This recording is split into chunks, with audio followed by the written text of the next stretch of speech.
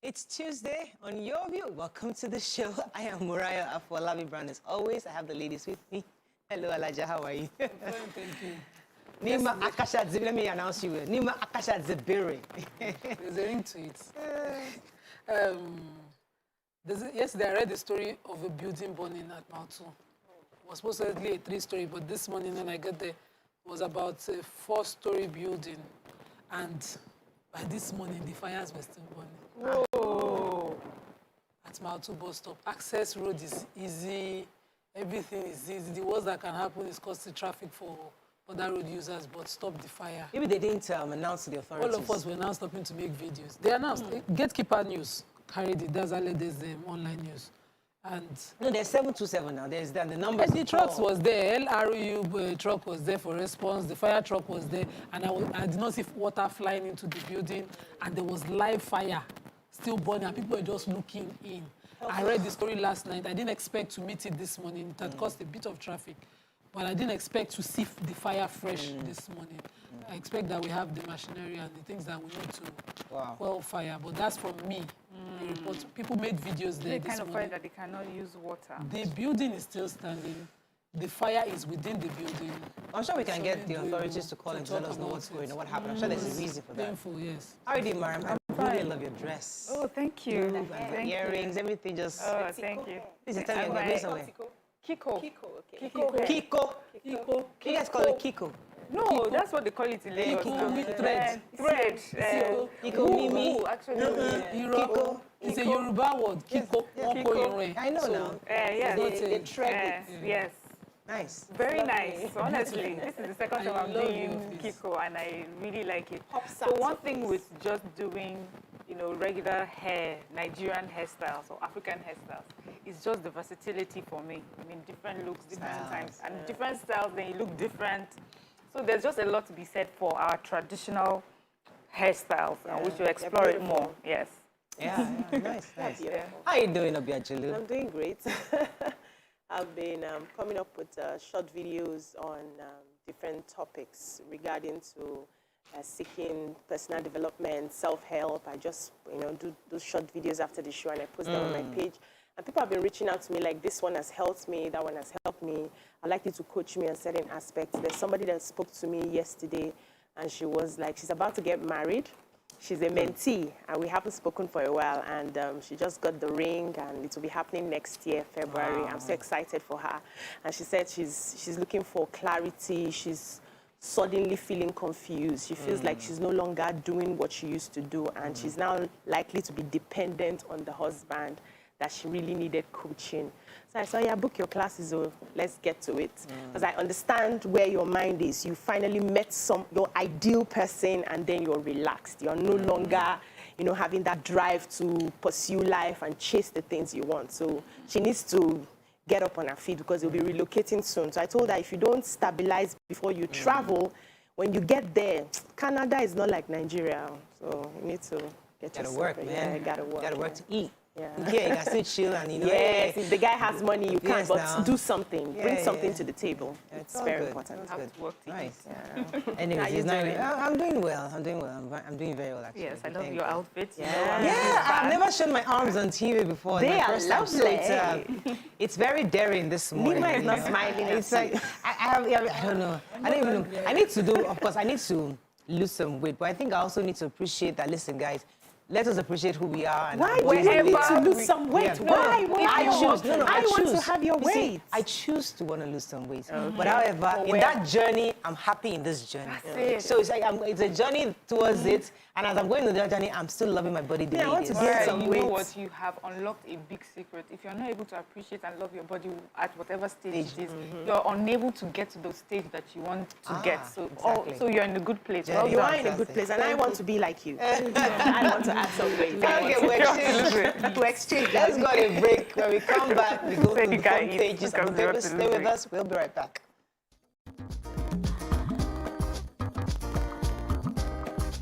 Stay tuned.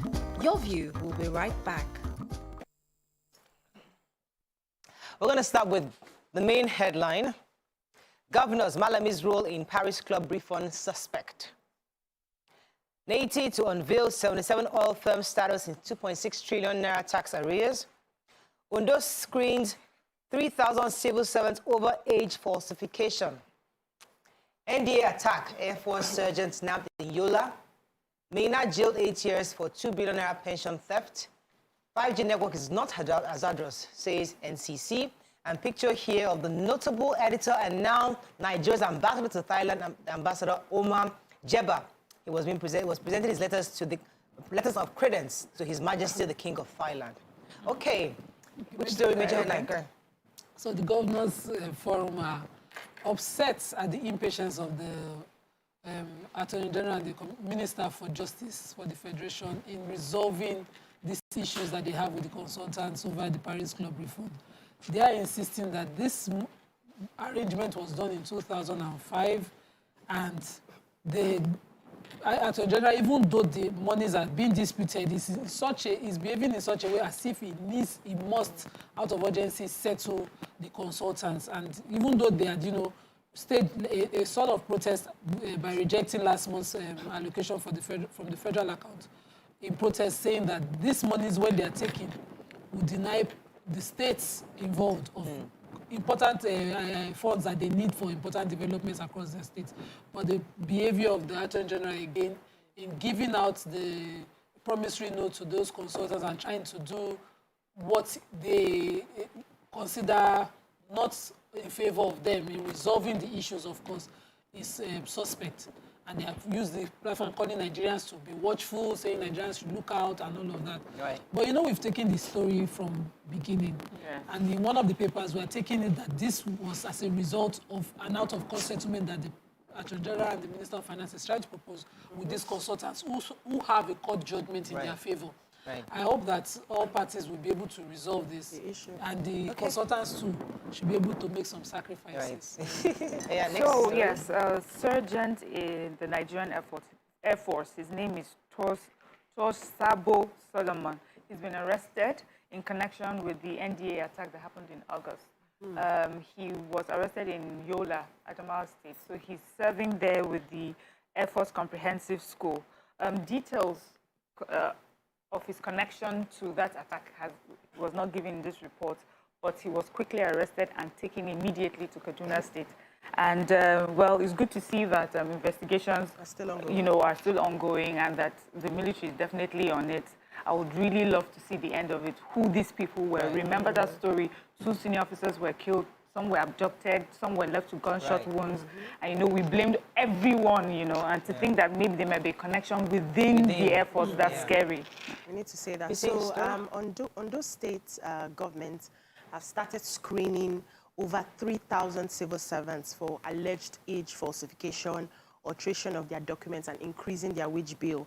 They also invited 400 workers of the 18 local governments to submit their credentials for verification. So they started this screening, and they found out that people who had traveled abroad were still receiving salaries. Other people have been suspected to be receiving double salaries. People who have relocated are receiving salaries. Those people who are supposed to be retired are still being paid salaries. So the government is saying that it's even an embarrassment that they cannot pay every worker. And so they need to carry out this screening. They've been invited. They are going to be providing their certifications. They will check the discrepancies in their name, in their age.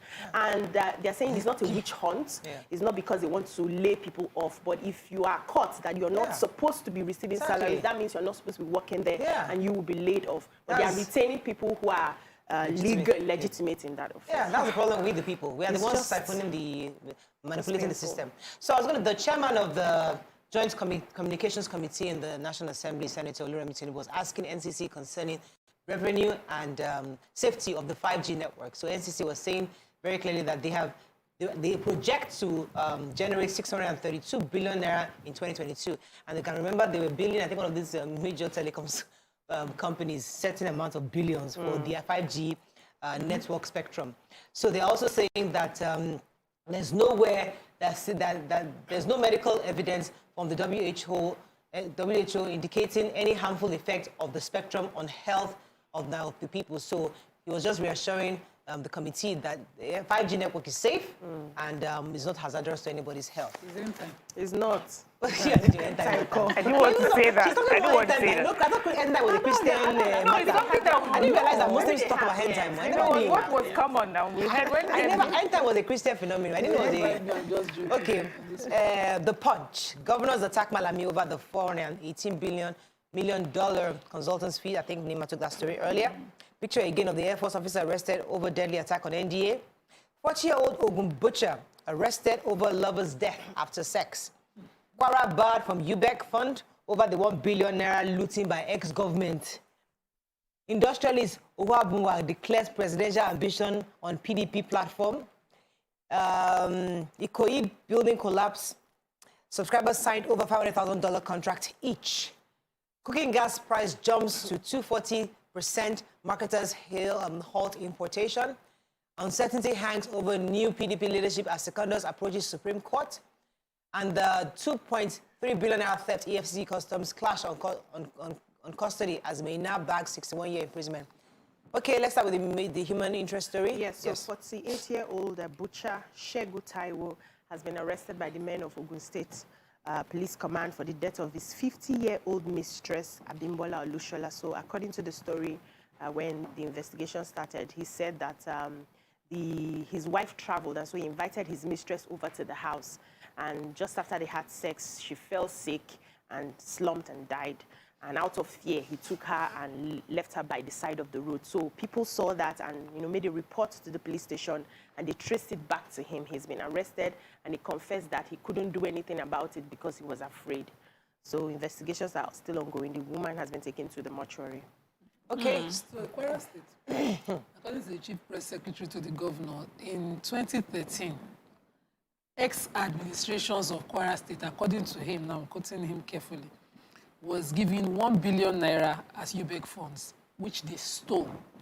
And that since then, the state was barred from accessing UBEC funds for education. And that they can clearly see from the history of Kwara State and the facilities in their schools that there was no investment of funds in education at all.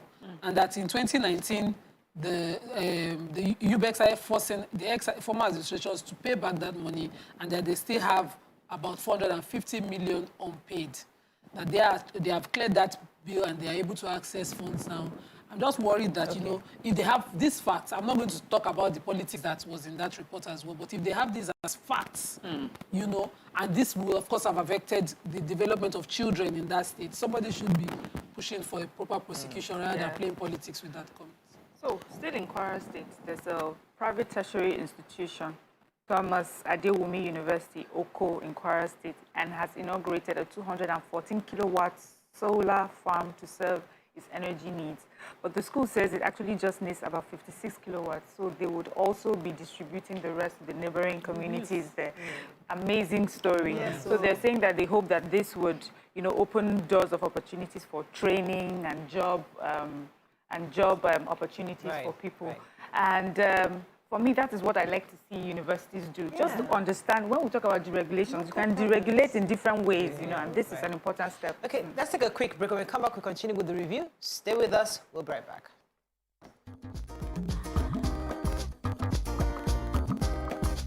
Stay tuned. Your view will be right back. What's the difference between regular data and MT?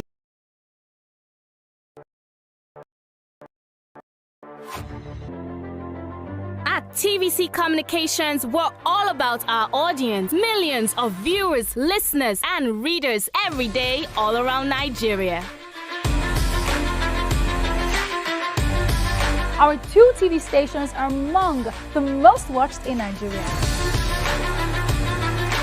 TVC News is our award-winning 24-hour national and international news channel headquartered here in Lagos, broadcasting live from our custom-built state-of-the-art news headquarters. TVC, the top-rated family entertainment channel, is the place for fun, music, and information. With our breakfast show, Wake Up Nigeria, the all-female chat show, Your View, the best soaps and dramas from Nolly, Bolly, and Hollywood, music and entertainment blast, courtesy East Flash, and of course, award-winning news and current affairs. It is all here.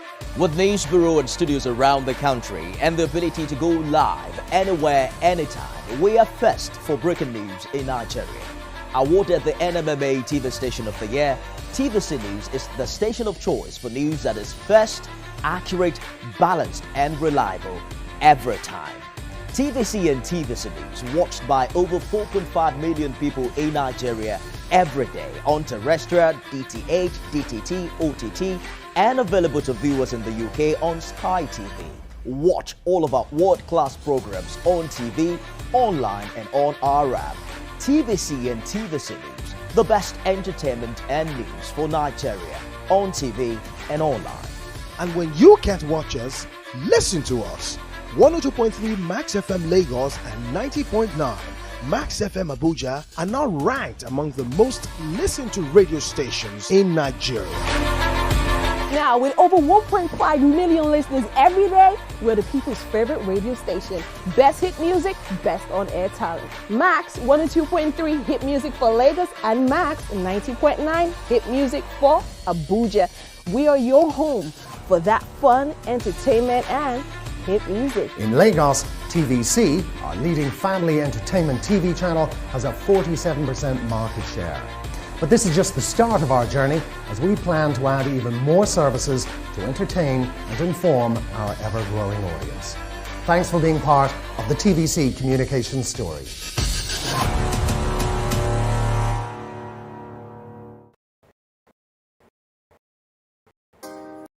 Come closer.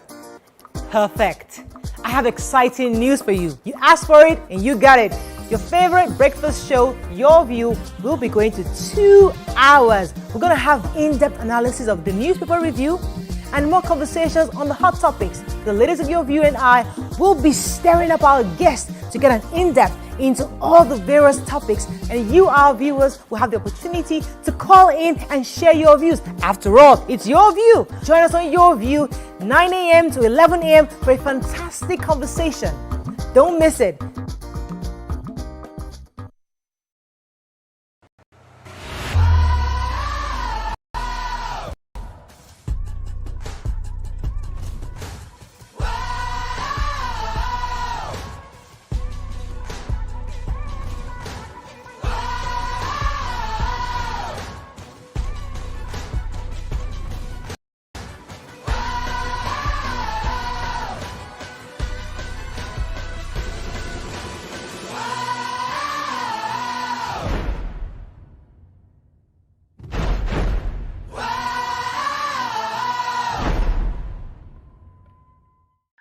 How doing, guys? Is the makeup in progress? Makeup check. Are the scripts on the prompter? Script check.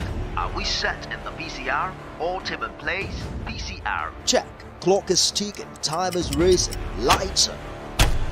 Plans all set. 120 minutes of hot entertainment. We are ready for the mission.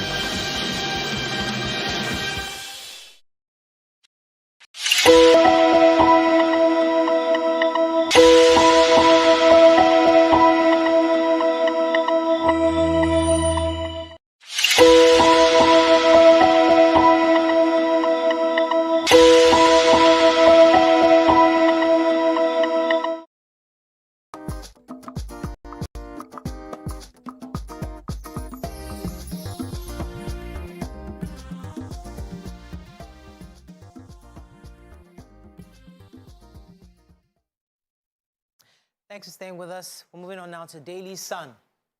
Paris Club deductions, governors furious with Malami.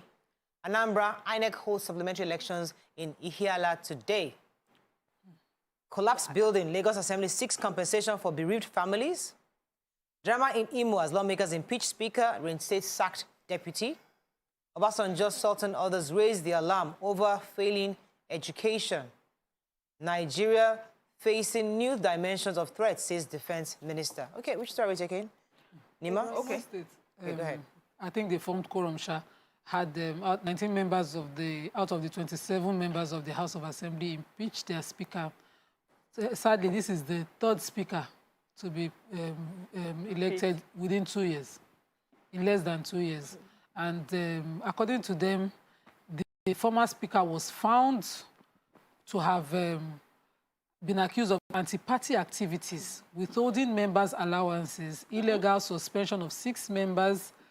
The former speaker was said to have, also incurred the wrath of the House as he already impeached his deputy with a few of the deputy's allies. And this new speaker came into office saying, we must work with the cooperate with the governor of the state. And that, for me, worries me. This is a house that should be independent of the governor, be able to do their oversight duty, which is, of course, to check the activities of the executive well and in total, and be able to summon freely either the governor or commissioners of the governor, appointees of the governor when necessary, when anything that affects the interest of the citizens of the state. But they don't say we should cooperate. Okay, so yes, the former president of our country, Olusegun Obasanjo, and the Sultan of Sokoto were recently represented at the unveiling of a book called Evolution of Day Secondary School in Nigeria. And the former president says that secondary school education is so important, and it's the bridge between, primary and tertiary, and also determines how far a person can go, education-wise. So it's important that the quality of our education is improved. And he had a lot to say about this particular book in a way that it would encourage history to be taught, and that a country that does not read his history will lose its identity. And the Sultan of Sokoto, who was represented by the Emir of Wase, was saying that parents need to do more in making sure that they help groom their children and encourage them to study better. So this education thing is something that is being now, the conversation is being held constantly and consistently, because whether we like it or not, many of the vices that we're facing now as a country has a lot to do with what our children are doing as they're growing up in their developmental stages. Where are we putting them? What are we teaching them? How are we preparing them for the world to come? And if you don't know where you're coming from, you wouldn't know where you're going to. So the Lagos State House of Assembly are asking Babajide Sanwo-Olu to compensate families of the victims of the collapsed 21-story building in Ikoyi. They are also saying that they have to direct all relevant agencies to ensure that requirements for the buildings as stipulated in the laws of the states must be adhered to and followed through. The House is also, they said they are worried that the state has recorded series of building collapse. There was one that happened in Lekki, 5-story building, November 2006. Another one happened in Itafaji on the island. That happened in 2016.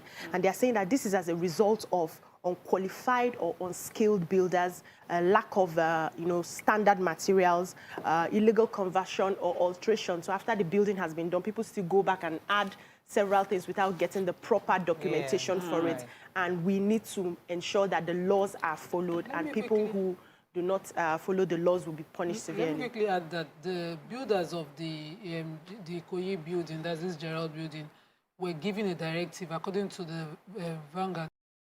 They were given a directive by the Lagos State Physical Planning Permit Authority, which included that they must ensure, because they have a law in Lagos State that requires anybody taking a building beyond 2-story to ensure constructions workers, to ensure that building while under construction.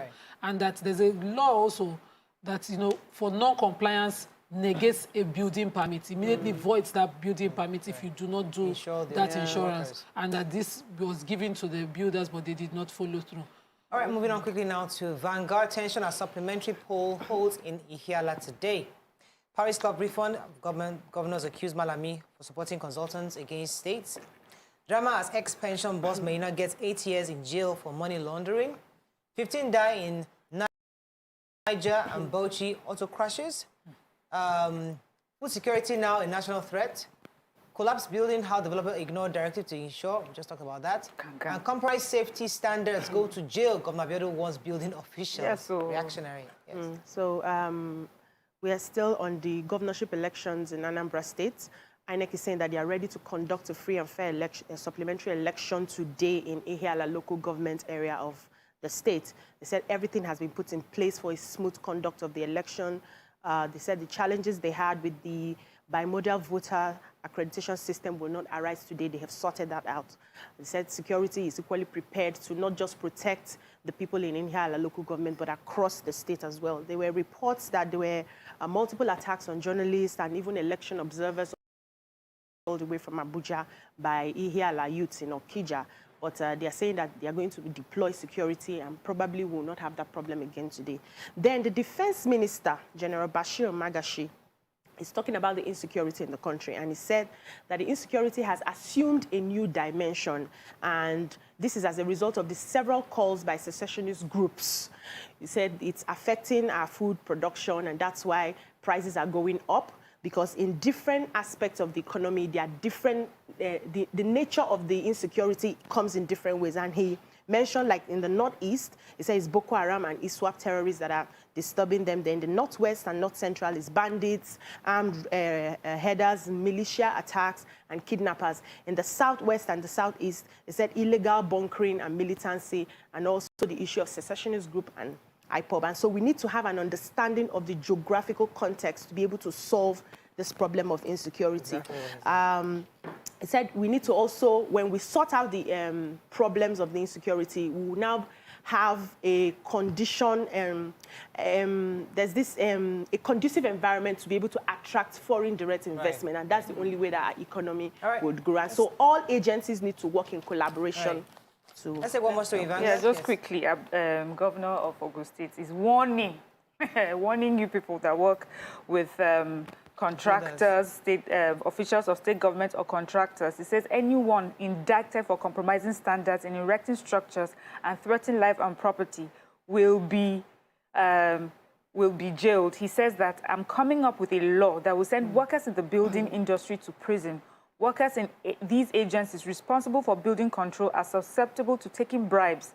I'm going to ensure that there's something in our law that will send the head of building control agency to prison if a building collapses in Ogun State. I know when you took the headline, you were saying reactionary. It may be, but it's important that state governors and whoever, those particular sectors in the economy are aware of what the implications, what the implications are and what the consequences should be. And yes, we should start looking at the law to make it more punitive than just, I think most times it's fines, you know, you give these people, it has to be punitive to send a message, really. And it should show that they're learning from this experience. Exactly, yes. Final paper, Daily Trust, pensioners chair as Maina backs 61 years imprisonment. The story we've not taken. Nigeria's IDP figure to hit 3 million, says federal government. IGR, Lagos leads as FCT beats Rivers, Kano, and 33 others. Okay, so I actually have that story. Okay. Lagos State is leading the internally generated revenue.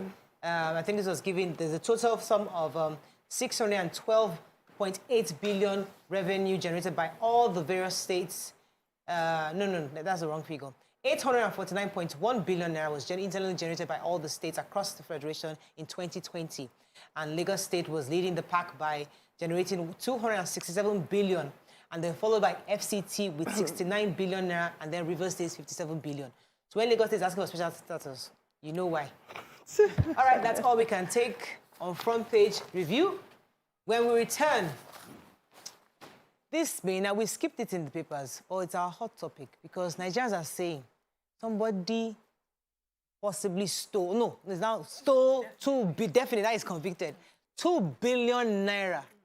And he gets 8 years. What are your thoughts? Is this good enough? Stay with us. We'll be right back.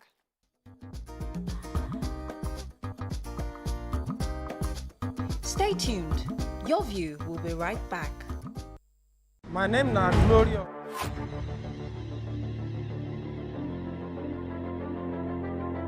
At TVC Communications, we're all about our audience. Millions of viewers, listeners, and readers every day all around Nigeria. Our 2 TV stations are among the most watched in Nigeria. TVC News is our award-winning 24-hour national and international news channel headquartered here in Lagos, broadcasting live from our custom-built state-of-the-art news headquarters. TVC, the top-rated family entertainment channel, is the place for fun, music and information. With our breakfast show, Wake Up Nigeria, the all-female chat show, Your View, the best soaps and dramas from Nolly, Bali and Hollywood, music and entertainment blast, courtesy E-Splash, and of course, award-winning news and current affairs. It is all here. With news bureau and studios around the country and the ability to go live anywhere, anytime, we are first for breaking news in Nigeria. Awarded the NMMA TV Station of the Year, TVC News is the station of choice for news that is first, accurate, balanced and reliable every time. TVC and TVC News watched by over 4.5 million people in Nigeria every day on terrestrial, DTH, DTT, OTT, and available to viewers in the UK on Sky TV.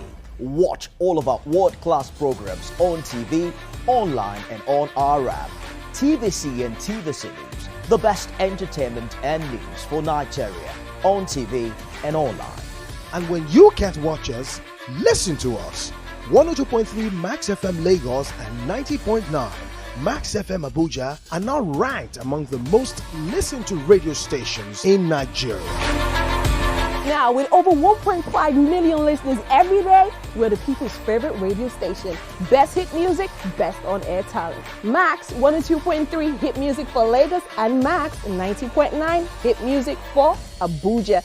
We are your home for that fun, entertainment, and hit music. In Lagos, TVC, our leading family entertainment TV channel, has a 47% market share. But this is just the start of our journey, as we plan to add even more services to entertain and inform our ever-growing audience.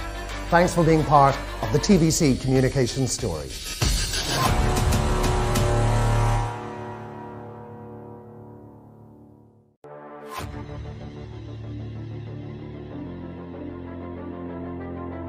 At TVC.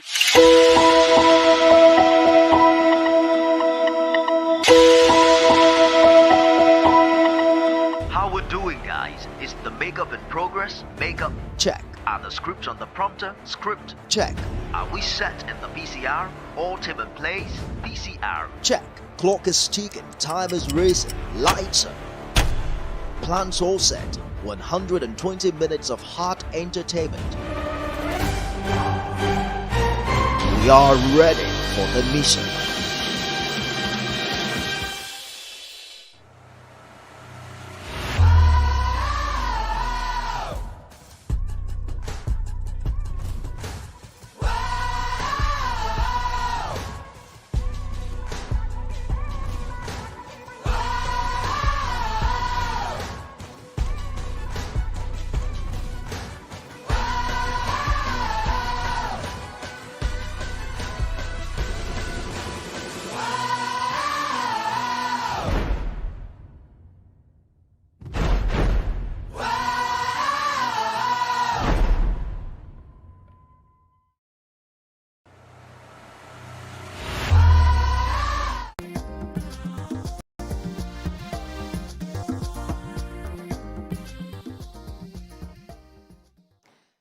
Thanks for staying with us. So, yesterday, the Federal High Court sitting in Abuja convicted and sentenced the former chairman of the defunct Pension Reform Task Team, PRTT, Mr. Abdulrasheed Maina, to 8 years in prison for money laundering. Now, before I even bring in our guest, because we have a guest on the show too, from EFCC, I'll let Mariam tell us, for those of you who have no idea who is Maina, what he did, what this is about. Let Mariam give us the facts of this case. Mariam, go ahead, please. Yes, so thankfully, Daily Trust was able to give us pictorial depiction, so it's easier for us to understand. So in 2011, Abdulrasheed Maina, appointed as Chairman Presidential Tax Team on Pension Reforms. In 2012, he was accused of fraud amounting to over 100 billion. He also failed to appear before the Senate committee investigating the alleged fraud. In 2013, Maina sued the Senate, IGP, and others to stop his arrest. He later went into hiding. Maina was declared wanted by EFCC. Earlier, he was dismissed by the office of the head of the civil service from his position as PRTT chairman. Then in 2015, EFCC charged Maina, Steve Orosaye, and 2 others to court, but Maina did not appear in court with others. Then October 2017, he was secretly reinstated as director in the Ministry of Interior, but President Buhari ordered the reversal of that reinstatement. EFCC launched fresh manhunt for him. In 2019, EFCC rearranged Maina on fresh charge of 738.6 million naira contract scam at the FCT court. December 2020, Maina collapsed at the Federal High Court. October 2021, Maina's son was sentenced to 24 years in prison. November 2021, Maina, as we know, was convicted of 2.1 billion naira fraud. So thanks for that. So with all that has happened, we're going to be discussing your thoughts on the sentence. But before we do that, we're going to bring in our guest. He is Mr. Habibu Adamu Aliyu. He is the former head EFCC pension fraud special team. He specializes in forensic investigation and financial crime intelligence analysis. He is the lead prosecution witness of the EFCC in all 13 pension fraud cases pending before various courts, including the Maina's case. Welcome, sir, to the show. Hello, sir. Are you there? Mr. Habibu Aliyu, are you there? Yeah. Good, good. Thanks for joining us. So, Nigerians, many pensioners were happy that finally they've gotten a conviction. However, some people are still with the belief that it's still not a good enough sentence for it's not commensurate with the crime that has been committed. What are your thoughts on this? I know you're not a lawyer, but what are your thoughts on this? Our thoughts on this is it's within the discretion of the court to impose the sanctions it's imposed on convicts, and we have no problem with that, honestly. And what comes out of the judgment is novel. It's one of the best interpretations of the Money Laundering Act, because we are able to establish how he operated anonymous accounts, how he induced officers of the bank to open an account anonymously, how he was receiving stolen funds. So it was really a stamp on the quality of work that we did. So I'm apparently very happy with the outcome of the court decision. Right. Go ahead. The judgment was given to run concurrently for 8 years, a 61-year judgment. Is this due to how the charge was done, or, you know, just based on the discretion of the judge? Yeah, it was arraigned for a 12-count charge. So each of the counts has its own penalty and sentence. So the sentence ranges from 2 years imprisonment to a maximum of 8 years in prison. So cumulatively, he's sentenced over 61 years in prison. But he has to run concurrently, because that's what the law says. Okay, sir. You know, a few times we've seen where they've been corrupt officials have been sentenced and they're able to go back to court, appeal the case, and they go out or have the sentence reduced. What makes it possible for them to do that? And in this case, is it likely to happen? So we are very sure of the quality of investigation, and the pronouncement of the court is novel. So we are very sure of what we did, and we can defend it even at the appellate court. Okay. Okay, sir. For me, Maina is a very powerful Nigerian, and we know that he has the ability to pull some strings. In your opinion, in all sincerity, do you think this sort of short sentence is commensurate to the act that was committed? And do you think it will deter other people from committing this? Yeah, commensurate is honestly a relative term, and I don't want us to deny the fact that the court has on the discretion to enforce the sentence in court. And honestly, I'm okay with the sentence, because we are looking at 61 years. He's convicted for 61 years, but the law says has to run it concurrently. That's one. Number two, all the assets established have been pursued by this by his money laundering. In fact, they forfeited to the federal government. One of the houses is worth $2 million. The second house is worth $1.4 million. So it's really commensurate, and he has to now refund about over 2 billion back to the federal government coffers. So at least like enough deterrent to deter others from doing such kind of. All right. Thank you very much, Mr. Lee. I think I'll let you go at this point. I wanted to ask quickly. Okay, go ahead. Sir, can you confirm to us where he's been remanded right now? Because yesterday, immediately after conviction, we noticed that there was a bit of confusion as to who would take custody of him following for his detention. Is he with the EFCC now or in the prisons as expected that he should be? In the lawful custody of the Nigerian prison service, there was a communication gap. What was normally obtained in the past is whenever there is a conviction, EFCC normally conveys the convict to the prison authority. Because mostly either the convict accused was on bail or it was EFCC that brought him to court. So in this instance, he was in the lawful custody of the Nigerian prison on the order of the court because he jumped bail. So in this instance, the communication gap was between the EFCC officials and the prison authority. They could have, which we are able to resolve there and then in court. So he was in the local custody of Nigerian Correctional Service. Right.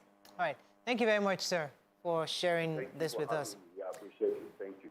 So now we'd like to open our phone lines to Nigerians. We'd like to call us on 081-270-53687, 091-390-7694. You can also send us messages on YouTube and Facebook. We'd like to hear your thoughts on this sentence because we're trying really hard to stop corruption. We're trying really hard. I say corruption is fighting back. But we see other countries that have tried to significantly reduce corruption, and we see that they've had more stringent measures against things like this.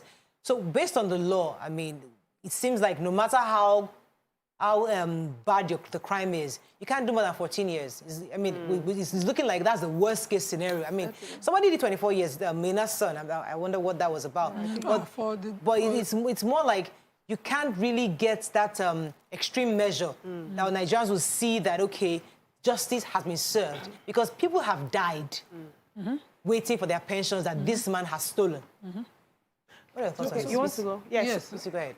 So Maina's son was arraigned for being in possession of firearms. He pulled a pistol upon the authorities when they tried to arrest his father upon their return before he jumped bail and went to Niger at the time. But for me, there's so much that our lawmakers need to do.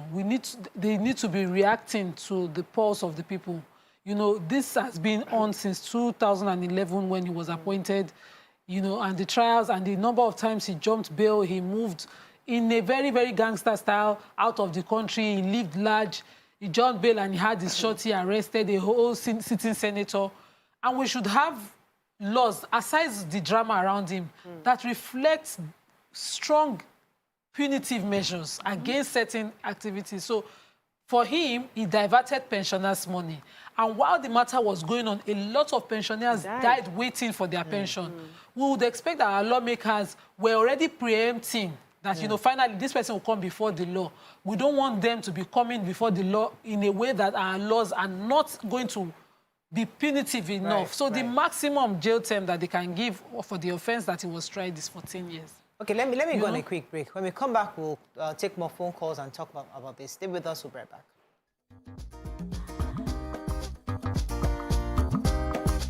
Stay tuned. Your view will be right back. Or you will die.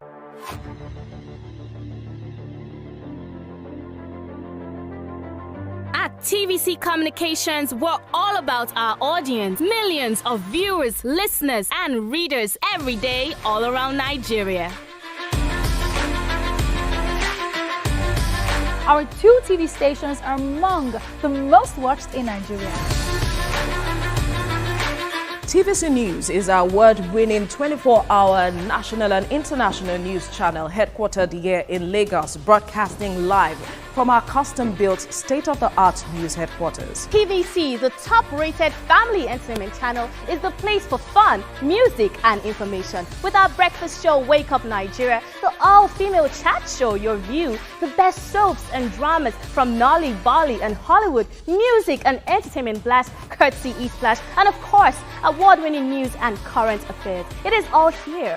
With news bureau and studios around the country and the ability to go live anywhere, anytime, we are first for breaking news in Nigeria. Awarded the NMMA TV Station of the Year, TVC News is the station of choice for news that is first, accurate, balanced and reliable every time. TVC and TVC News watched by over 4.5 million people in Nigeria every day on terrestrial, DTH, DTT, OTT, and available to viewers in the UK on Sky TV. Watch all of our world-class programs on TV, online and on our app. TVC and TVC News, the best entertainment and news for Nigeria on TV and online. And when you can't watch us, listen to us. 102.3 Max FM Lagos and 90.9 Max FM Abuja are now ranked among the most listened to radio stations in Nigeria. Now, with over 1.5 million listeners every day, we're the people's favorite radio station. Best hit music, best on-air talent. Max 102.3 hit music for Lagos and Max 90.9 hit music for Abuja. We are your home for that fun, entertainment, and hit music. In Lagos, TVC, our leading family entertainment TV channel, has a 47% market share.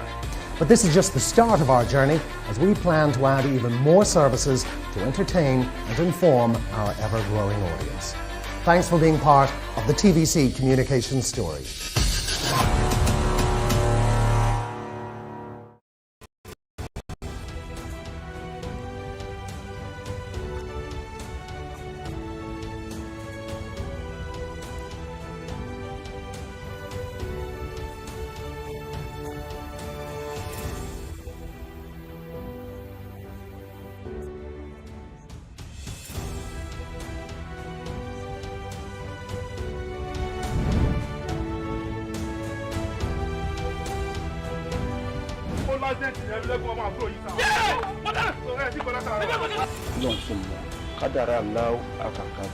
Àwọn kan wà tí wọ́n bá kú tọ́jọ́ ọkú wọn ò tí ì pé wọ́n á papòdà síbòmíì. Is that how you're gonna say it? Ọkọ̀ tí wọ́n sọ nìyẹn. Bó ṣe wá kọ̀wé ránṣẹ́ yìí pé òun fẹ́ rí mi kájọ fojúkojú yìí kò yé èmi o. Bó ṣe pé ẹ̀rí ẹ̀mí lẹ́kùnmọ́ àyà mi ti sọ kí. Torí kí ni? Àkọ́yẹ́ kọ́ mọ bí jẹ́rẹ̀ ẹ̀mí lẹ́kùnmọ́ yọ mọ̀ mú yẹn rí flashback jọ́ ìkí ọmọ tó mọ̀ ẹgbọ́n mọ́.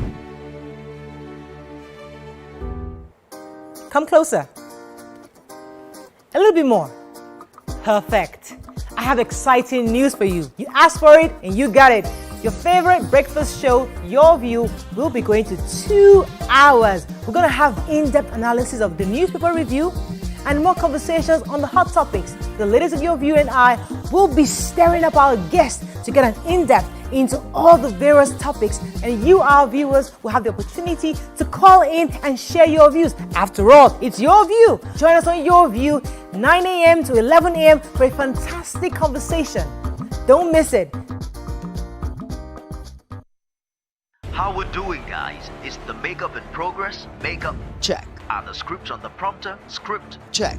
Are we set in the PCR? All team in place? PCR check. Clock is ticking, time is racing, lights on. Plans all set, 120 minutes of hot entertainment. We are ready for the mission. Doubt and fear doesn't occur at the canvas, it shows in the canvas. It shows the conation of raw earthen material slabbed, stroked and molded at a pace provided by the doubt and fear. Every move weigh in the struggle of one to the other, merging the past to the present, brushstrokes of colors seen but not known. For when the wailing stops, the pieces settle down in abject beauty, erected for a century of a century. Speaking, advocating, protesting as the arts are meant to be.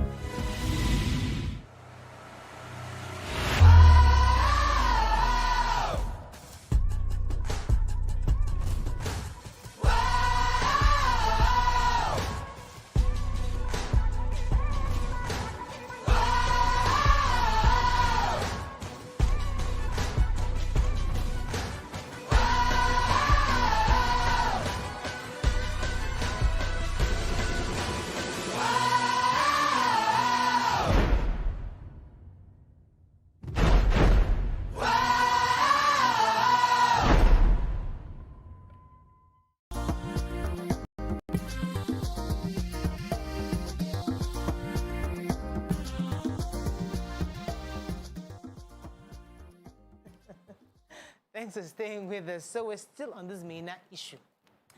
Let me come to BC, because I've not heard your thoughts on this. Nigerians, oh yeah, Mary wanted to go first. I'm sorry. No, she wanted so I mean, your thoughts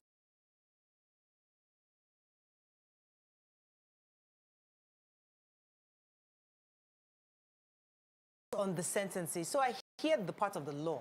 Yes, there's only so much years you can sentence a man in this kind of situation. But Nigerians feel like, some Nigerians feel like justice is yet to be served if they compare to the fact that their parents have died waiting for them for money from the government. So in your view, do you think this is fair enough? I think this is not fair at all to every Nigerian. And I want to start with what the judge said. So according to him, he said, this is to send a message to those who are in the act to have a rethink, but added that he could not impose the maximum sentence of 14 years allowed for the offense in the view of the plea by Maina and his lawyer. And in Maina's lawyer's defense, he said, he told the court that his client was obviously remorseful, and he begged the court to temper justice with mercy in passing judgment. He said that they made some bad decisions, which the court has adjudged him guilty. But as a human being, he's not infallible, and none of us is. And so they are asking for a second chance, that he's the breadwinner of his large family and is battling serious illness. This were, what the lawyer presented. The judge now said the convict is harmless. And after all of that, he still went back to 8 years instead of the 14 years maximum that at least would have even made Nigerians feel, okay, there's a form of justice. So that's my grouse with the justice system. And it's not just in Nigeria, it's all over the world. The judge has the discretion to whether go further or just stay within the limits based on the evidence presented to him. So as a powerful person in Nigeria, you've committed a crime, but you're able to buy a very good lawyer who will stand in court and defend you, you will likely get away with it or just get very minimal sentence that will not be commensurate to the action or the crime that you have committed. And this is one of the reasons why people feel, why do I have to go to court when I can take laws into my hands? Because they don't feel like the court is, powerful enough to give justice. They would have a way to, make it smoother with considering human rights and not, okay, we can't just kill and all of that. But for me, as a country, if we are really serious about dealing with corruption, we have to take the way of some other countries that have said, if we catch you doing this, is the death sentence. We just cut you off. And that will be, serve as deterrence for other people who are looking to, because if you feel that after how many years, even if I give them some of if I forfeit some of my properties to the federal government, I still have some that are hidden in other countries and other places. And I will get back on my feet after a few years. And we know that VIPs in the prison, we have heard, VIPs in the prison, they don't really stay. From the prison, they go to parties. From the prison, they have people coming. There's this special treatment given to them. So what's the essence? But see, sometimes, Mariam, we don't understand what pension means. Maybe we need to even define what pension, because it's not somebody else going to steal money. This is somebody's sweat. You've worked for 30-some years, and you kept it in the custody of the government. And somebody has access to these funds and steals it. So for me, this is the part I want to talk about Nigerians, you and I.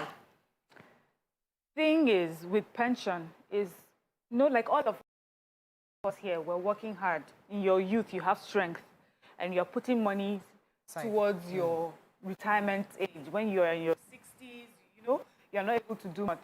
My mom just retired like a year ago, and that she's able to have access to something that comes to her monthly gives me joy. I know she'll be able to pay some hospital bills. She has no rent to pay. She's not paying school fees, but enough to just take care of her. She's not asking for much. I'm just talking of a regular who was a nurse. She's not even asking for much. Just enough to just live a nice, quiet, decent life. That's all she's asking for.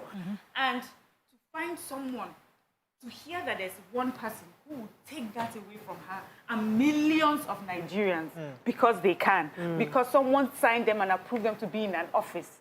So his sentence has been reviewed because first of all, they said he has some illness, he has some tumors, he has a large family. But this is a man, so let's say, okay, he's a human being. Let's even listen. Maybe he was desperate and he had to take care of his family. Does he need bulletproof cars? Choice of properties in Dubai? Does he need to live in such affluence Is that what he's needing? You know, so that's why I don't understand the mercy. This is not a person who is looking to put some money together to help his overwhelming family problems. Yes, family problems. This is someone who just wants to live in luxury, in affluence that he did not work for, that he does not deserve. You see, many times when people in government are caught, you have some people say, hey, leave him for us. We are forgiving him. Is it not our money? We too, it's our turn. It's national cake. The truth is that for everything that we do, for every action, there's a consequence. Behind the Maina's stealing of billions of naira, pensioners holding placards, standing in the sun and the rain, falling ill. Maina is able to talk about malignant tumors that he has because he went to the hospital and they checked. Yes. They are pensioners, they cannot even go to the hospital. So that's what we're talking about. And so when we hear that the judge said, okay, given this, then we'll give you 8 years, nearly the minimum, I just feel it's so Let me take this call and hold it for a while. Tayo, are you there? Thanks for calling. Sorry for keeping you. Hello, Tayo. Hello, Tayo, are you there? Hello? I think I lost it. Go ahead. Okay, so justice is very, very important for people to find closure. But if it is any consolation, the judge ordered Maina and the second defendant, One Common Input Properties and Investment Limited, to refund 2.4 billion naira to the federal government. Also, he asked that there is 2 houses acquired from proceeds of this crime, situated in Jabi and Life Camp, Abuja, 2 vehicles, including a bulletproof SUV, a BMW 5 Series, ordered to be sold, and the proceeds forfeited to the federal government. And, you know, hoping that this sends a message. But, you know, the time when Maina took the supposed 2 billion, the report originally was 100 billion. And since we don't agree that we spend dollar, the value of naira then was not this bad compared to that. So I would expect, that's why I want our lawmakers again to sit down. We cannot have the maximum sentence. The point I'm making is a whole kind of one. That's where I'm going. It's a whole day show because these lawmakers sometimes they make a lot of arguments online, but in the house. But we need to remind them that many of these laws need to be reviewed. They should be forward-thinking. Forward-thinking and you know, they should be forward-thinking, and also they should be feeling the pulse of the people. You know, the way Miriam just finished now. If you are any Nigerian at all, you are not privileged. That's your story. You know, unfortunately, we have to wrap on this. We've lost our time on this, but I think generally, we're generally not happy about the fact that people can steal because all of us cannot agree. Okay, let us steal money. Yes, so let us steal. No, if you have a very good lawyer, 8 years. That's not good enough. We need something more stringent, something more punitive, so that something people more reassuring, more of deterring. Justice. That people can know that this is the something more reassuring of people's nerves. Something more calming out those who have suffered. That's all we can take on this. When we come back, it's Tuesday. We have quite a bit of health topics. Stay with us. We'll be right back.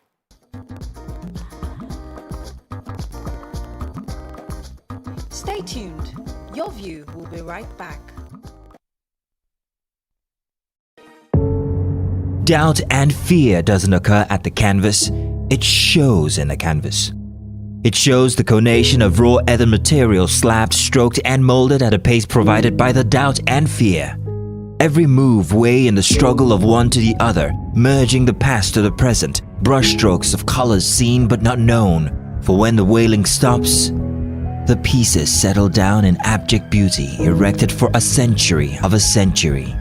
Speaking, advocating, protesting as the arts are meant to be.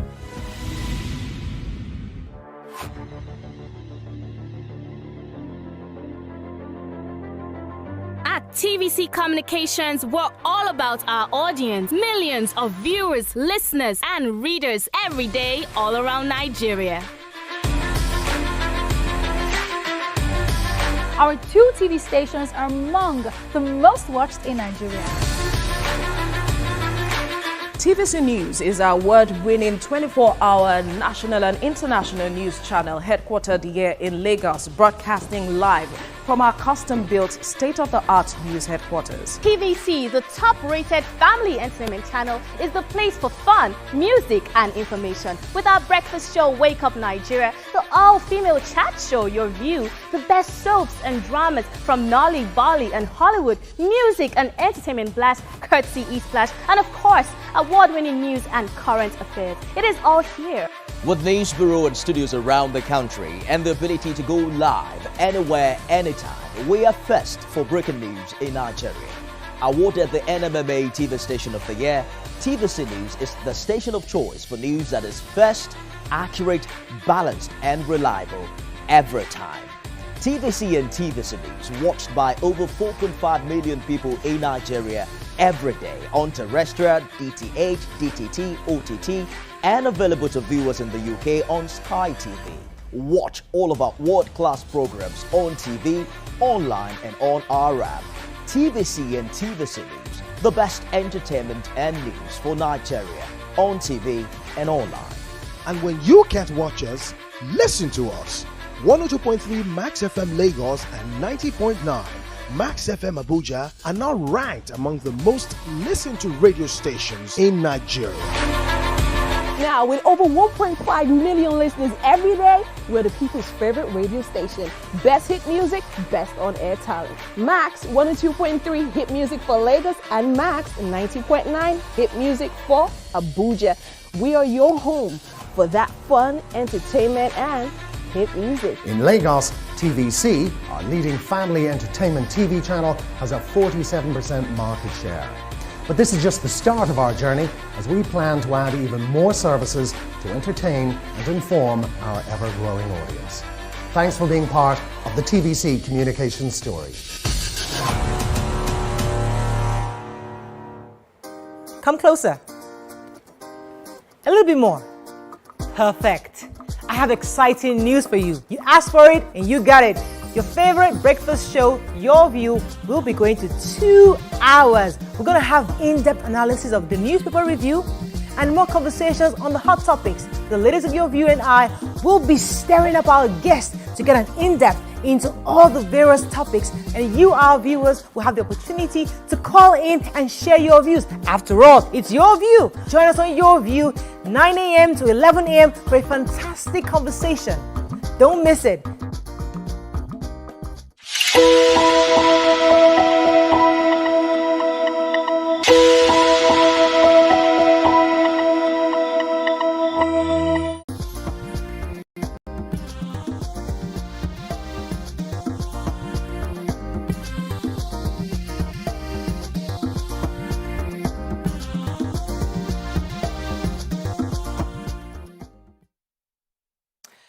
Joining us on the show to speak on the imperative of regenerative medicine in tackling some terminal diseases is a renowned regenerative medicine specialist in adult stem cell therapy and platelet-rich plasma therapy, geriatric medicine, Dr.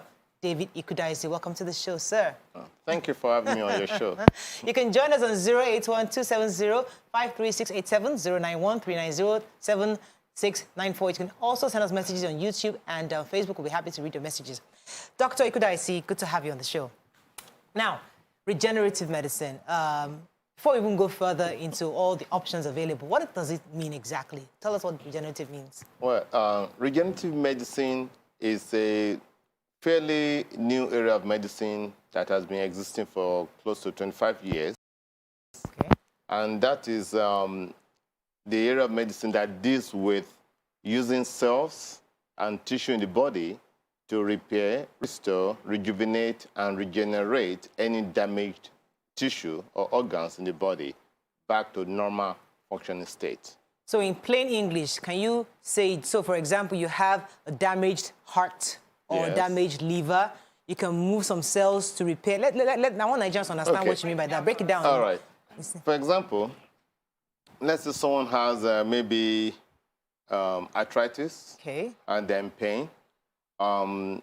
They can use their own blood, harness the growth factors inside the blood, or there's what we call stem cells. That is, cells that can multiply and differentiate. We all have that. that they're abundant in the fat in the stomach. Okay. Also, there's also stem cells in our bone marrow. Okay. So you can use the blood, the fat, or the bone marrow from your own body, Okay. and then introduce it to anywhere there is damaged tissue. Gotcha.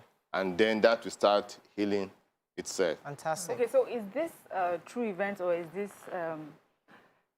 So I saw one time on TV where a man had cut his finger off, and they said doctors that were doing regenerative medicine found a way, and after a period of time, his finger grew back.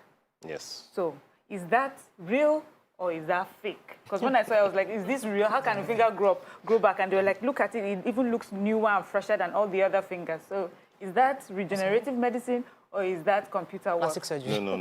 That is regenerative medicine. You are very correct. Okay. Not only will the finger grow back, the fingerprints at the tip of that particular salvage finger will be restored.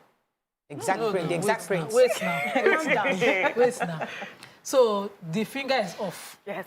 Not that they took that finger that's cut off and put it back and then stitched it maybe after adding the cells.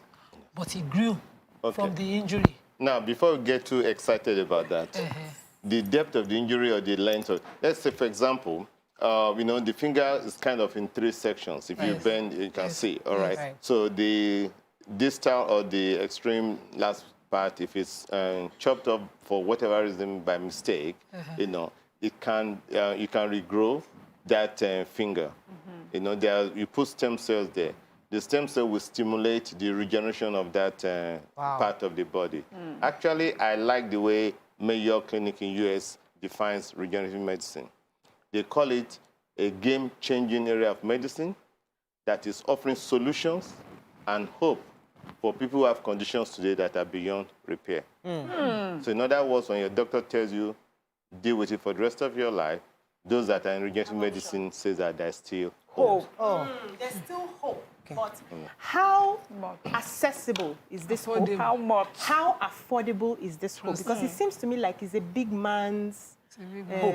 Big man's hope. How do you now start? I've watched a lot of movies when they talk about stem cells, and I know all the machines that are involved in this. Are you sure it's accessible to the common man?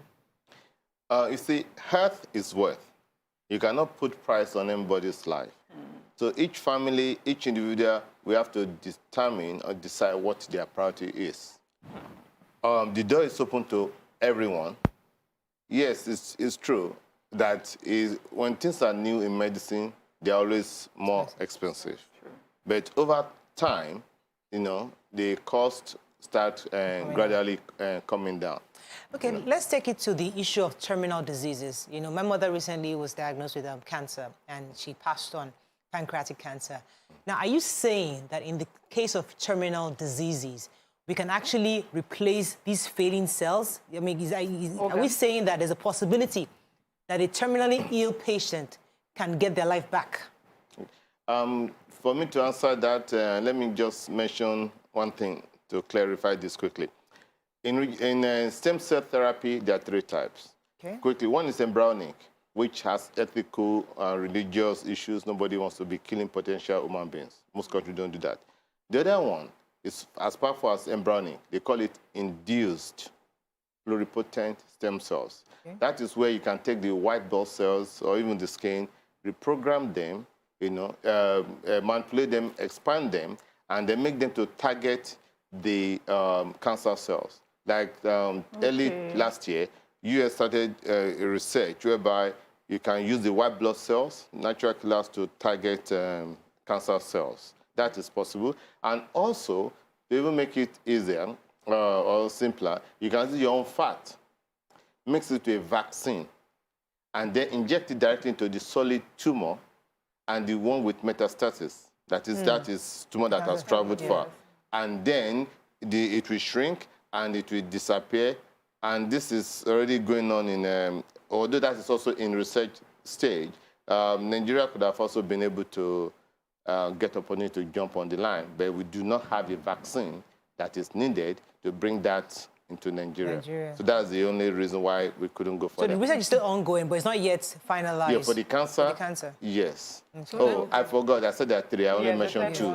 Now, the third one is what is clinically safe, what is clinically available, and that is adult stem cell therapy. The adult is not about age. It's about fully formed human being, because earlier I said embryonic. Yes. That's potential human beings. Yes. So, but when it is fully formed, it's considered adult. So under that, you have the bone marrow, the fat-derived, you have the exosomes, and also you have the umbilical cord stem cell therapy. Suddenly, fat is becoming important. Let me clarify. The first time I heard about stem cell, I met a lady at the filling station. She took 1 hour of my time selling a product to me, supposedly a supplement that when I use it, if I have aged ones, I use it for them, their stem cell will just start to correct. So is it oral consumption of anything that that corrects use the stem cells can start from them? I get asked that question a lot. You're probably talking about the double stem cell STC30 that is common. Those are plant-based products. I personally consider them more like a supplement. So I'm not saying that they're not going to work, but it's a supplement you take every day. In some people, you might be able to reduce the inflammation. But the adult stem cell therapy is the real stem cells from your own body.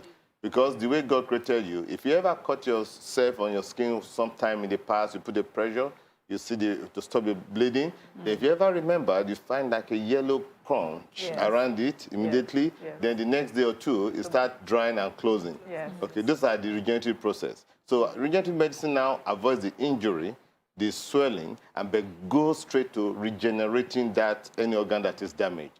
So that the science just have a way to harness what God has already put in our body and make it, take up any issue.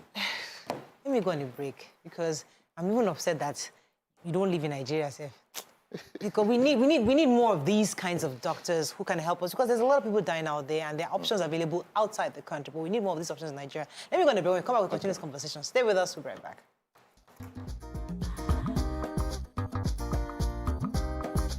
Stay tuned. Your View will be right back.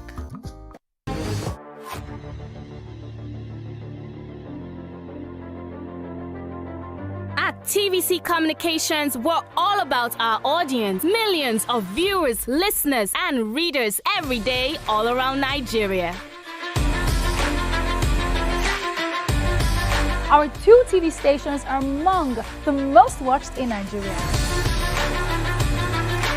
TVC News is our award-winning 24-hour national and international news channel headquartered here in Lagos, broadcasting live from our custom-built state-of-the-art news headquarters. TVC, the top-rated family entertainment channel, is the place for fun, music, and information. With our breakfast show, Wake Up Nigeria, the all-female chat show, Your View, the best soaps and dramas from Nolly, Bolly, and Hollywood, music and entertainment blast, courtesy E-Splash, and of course, award-winning news and current affairs. It is all here.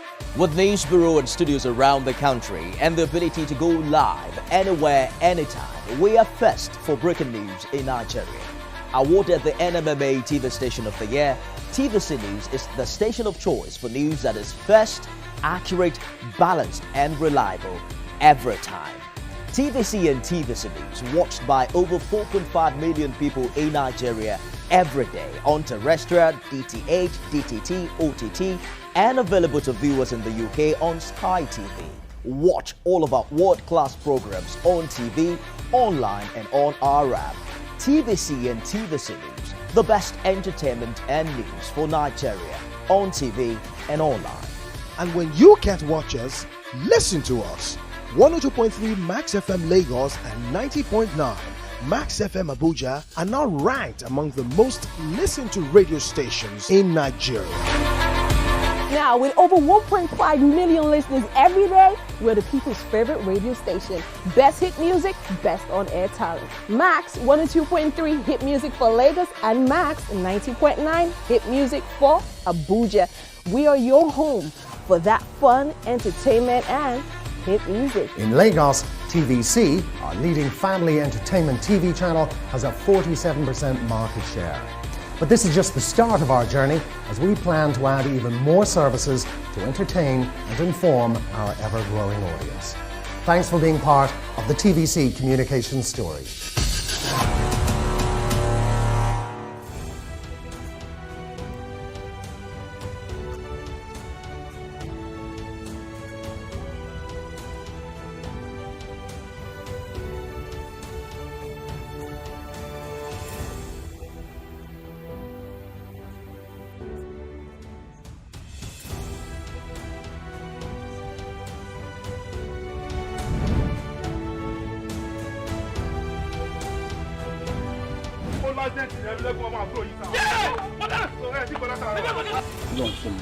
kádàrá aláwọ̀ àkàkàjù.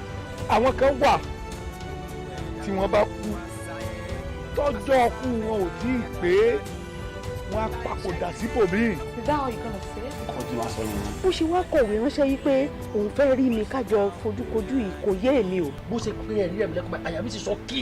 torí kí ni. àkọ́yẹ́ kọ́ mọ bí jẹ́rẹ̀ ẹ̀mí lẹ́kùnmọ́ yọmọ mú yẹn rí flashback jọ́ ìkéyọ̀ mọ́tò mọ́ ẹgbọ́n mọ́. Doubt and fear doesn't occur at the canvas, it shows in the canvas. It shows the conation of raw earthen material slabbed, stroked and molded at a pace provided by the doubt and fear. Every move way in the struggle of one to the other, merging the past to the present, brushstrokes of colors seen but not known. For when the wailing stops, the pieces settle down in abject beauty erected for a century of a century. Speaking, advocating, protesting as the arts are meant to be. Come closer. A little bit more. Perfect. I have exciting news for you. You asked for it and you got it. Your favorite breakfast show, Your View, will be going to 2 hours. We're going to have in-depth analysis of the newspaper review and more conversations on the hot topics. The ladies of Your View and I will be stirring up our guests to get an in-depth into all the various topics, and you, our viewers, will have the opportunity to call in and share your views. After all, it's your view. Join us on Your View, 9 a.m. to 11 a.m. for a fantastic conversation. Don't miss it.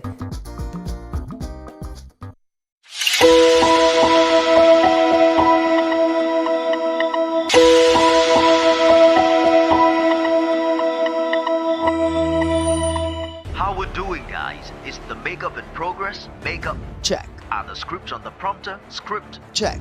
Are we set in the PCR? All team in place? PCR check. Clock is ticking, time is racing, lights up. Plans all set, 120 minutes of hot entertainment. We are ready for the mission.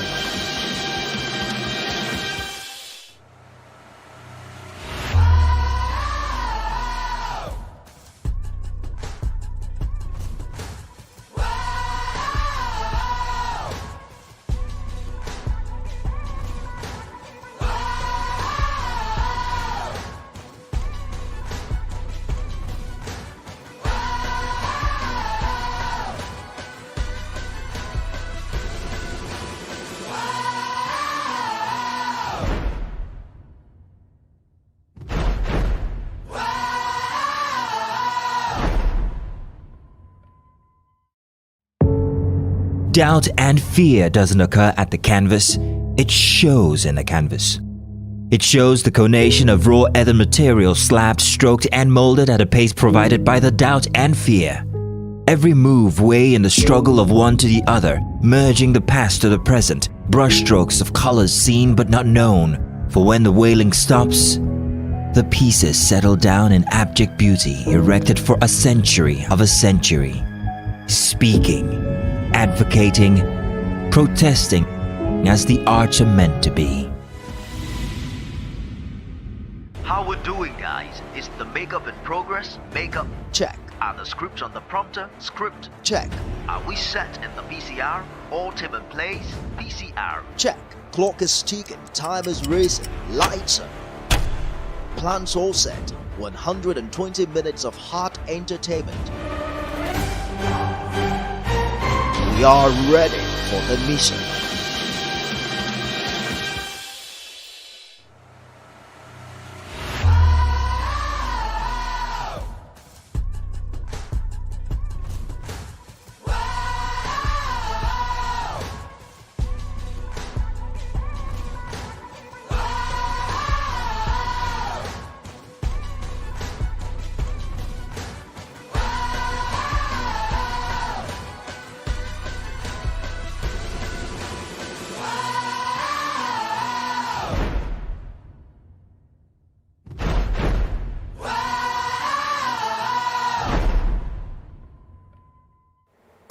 Come closer. A little bit more. Perfect. I have exciting news for you. You asked for it and you got it. Your favorite breakfast show, Your View, will be going to 2 hours. We're going to have in-depth analysis of the newspaper review and more conversations on the hot topics. The ladies of Your View and I will be stirring up our guests to get an in-depth into all the various topics, and you, our viewers, will have the opportunity to call in and share your views. After all, it's your view. Join us on Your View, 9 a.m. to 11 a.m. for a fantastic conversation. Don't miss it.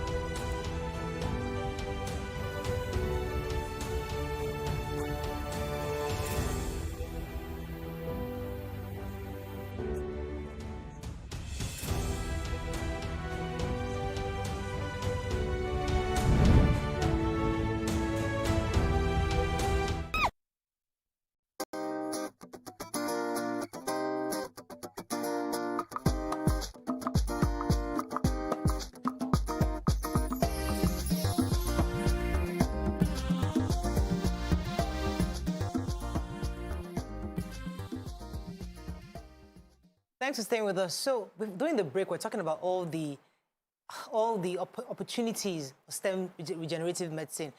You're saying something about if somebody has stroke, they can get their speech back. Somebody, different diseases, you can actually walk against cerebral palsy, can walk with the regenerative medicine. That's good news for many parents and family members out there. Could you tell us how it works? I mean, for somebody that has a stroke or somebody who's undergoing cerebral palsy. Okay. For example, when you have a stroke, that means there's deficiency of oxygen supply to your one part of your brain. So the brain cells are now programmed to die. We in medical call it apoptosis. So programmed cell death. Once the patient has been stabilized, if they cannot speak or they can't move their hand, what stem cells characteristics or ability include is they can reverse those death sentences. Within hours, by the next day, somebody who cannot speak during the acute phase will start speaking. Somebody who cannot move their hands will start moving. And then for things like cerebral palsy, that is not acute, or that's already been happening for many months or years. We call it chronic. So if you have a chronic stroke or you have cerebral palsy, you're going to need more than one treatment session to be able to continue to stimulate the brain to grow new cells and then multiply, then differentiate to replace the job of the dead ones. And so that's pretty much how it works. But when it is acute, when it's within 1 week, 2 weeks, 3 weeks, those brain cells are programmed to die. You can bring them back to life. That's just as simple as, and that is just one treatment. So you get a wow effect in acute stroke. You get one treatment. It's less expensive, but when it is old, you still get results because I have at the center where I work, then they have patients there. Right. You know. Okay, sorry. Are they non-surgical procedures? Or everything has to be surgical when you're doing this? It is elective, non-invasive procedure. So there's no knife cut. We just use needle to access what I want, where I'm getting the stem cells from, or whoever is doing what I do. You know, we just use needles. Then when we come back, once we already separate the stem cells, we introduce it to wherever we need it. No cut. So, sir, we're Nigerians, and my question is, do we have Nigerian doctors in Nigeria, in Nigerian hospitals who are already doing these things? And if we have, who have they, like, who are the patients that they have helped? Cases. And then, is this regenerative medicine, is it 100% success rate? Or how does it work? Okay. Now, starting with the last question, the success rate. If you go to Mayo Clinic website, they will give like 75 to 85%. At the center where I work, I would say we have close to 95, 97. And then the reason is also the doctor has to be able to identify who it may not work for, even though although that is few percentage. And then that being said, I work at the center in Lekki, phase 1, whereby stem cell therapy or regenerative medicine procedures have been done. And this actually has been going on in Nigeria since 2014. So talking about Nigerians that have it, we have, I can't mention name, of course, but we have likes of ministers, the government ministers, who they don't mind. We have Governor Keys, we have retired old grandmother in Ikorodu with acute strokes. So it's both for the rich, the middle, and the poor. Wow. Man. So there are people doing this. Because, I mean, my father also had stroke. So I wish I had known about this because he would have probably be able to speak when he had stroke. But I have to wrap up, unfortunately. But we need to bring you back because the truth is that this is a fairly new type of medicine that people who know about it are using it. But many Nigerians are not aware that it is possible. Just like BC had said earlier, it is expensive right now, but eventually we know that as more doctors go into this area, maybe to get more affordable going forward. But thank you very much, sir, for sharing. And any final words you'd like Nigerians to know about this regenerative medicine before we wrap up? All right. Quickly, I don't want Nigerians to, have a lot of hype because of what is going on. Some tablets are being sold. Yes, it is true. Regenerative medicine, adult stem cell therapy can offer you hope and make it possible, but we all need to be cautious, keep the expectation low. But yes, a lot can be, achieved, and you don't have to travel abroad because all these are available in Nigeria. Fantastic. Thank you very much, sir.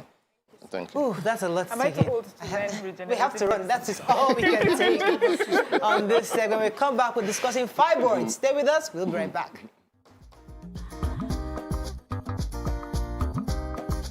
Stay tuned. Your View will be right back.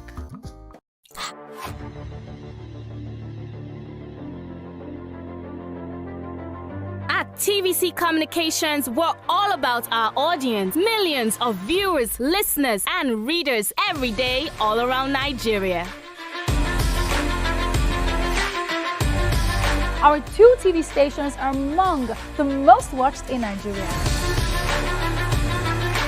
TVC News is our award-winning 24-hour national and international news channel headquartered here in Lagos, broadcasting live from our custom-built state-of-the-art news headquarters. TVC, the top-rated family entertainment channel, is the place for fun, music, and information. With our breakfast show, Wake Up Nigeria, the all-female chat show, Your View, the best soaps and dramas from Nolly, Bali, and Hollywood, music and entertainment blast, courtesy E-Splash, and of course, award-winning news and current affairs. It is all here. With news bureau and studios around the country and the ability to go live anywhere, anytime, we are first for breaking news in Nigeria. Awarded the NMMA TV Station of the Year, TVC News is the station of choice for news that is first, accurate, balanced, and reliable every time. TVC and TVC News watched by over 4.5 million people in Nigeria every day on terrestrial, DTH, DTT, OTT, and available to viewers in the UK on Sky TV. Watch all of our world-class programs on TV, online, and on our app. TVC and TVC News, the best entertainment and news for Nigeria on TV and online. And when you can't watch us, listen to us. 102.3 Max FM Lagos and 90.9 Max FM Abuja are now ranked among the most listened to radio stations in Nigeria. Now, with over 1.5 million listeners every day, we're the people's favorite radio station. Best hit music, best on-air talent. Max 102.3 hit music for Lagos and Max 90.9 hit music for Abuja. We are your home for that fun, entertainment, and hit music. In Lagos, TVC, our leading family entertainment TV channel, has a 47% market share. But this is just the start of our journey as we plan to add even more services to entertain and inform our ever-growing audience. Thanks for being part of the TVC communication story.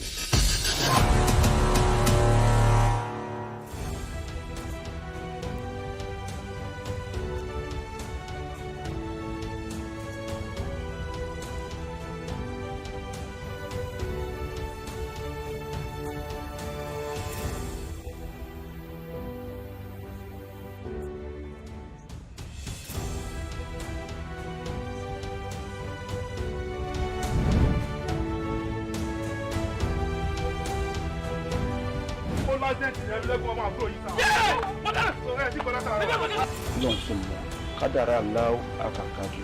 àwọn kan wà tí wọ́n bá kú tọ́jọ́ ọkú wọn ò tí ì pé wọ́n á papòdà síbòmíì. Is that how you gonna say it? ọkọ tí wàá sọ nìyẹn. bó ṣe wá kọ̀wé ránṣẹ́ yìí pé òun fẹ́ rí mi kájọ fojúkojú yìí kò yé èmi o. bó ṣe pé ẹ̀rí ẹ̀mí lẹ́kùnmọ́ àyà mi ti sọ kí. torí kí ni. àkọ́yẹ́ kọ́ mọ pé jẹ́rẹ̀ ẹ̀mí lẹ́kùnmọ́ yọmọ mú yẹn rí flashback jọ́ ẹ̀ kí ọmọ tó mọ ẹgbọ́n mọ́.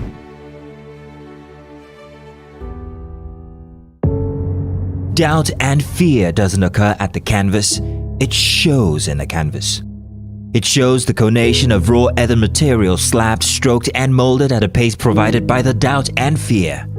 Every move way in the struggle of one to the other, merging the past to the present, brushstrokes of colors seen but not known. For when the wailing stops, the pieces settle down in abject beauty erected for a century of a century. Speaking, advocating, protesting as the arts are meant to be. Come closer. A little bit more. Perfect. I have exciting news for you. You asked for it and you got it.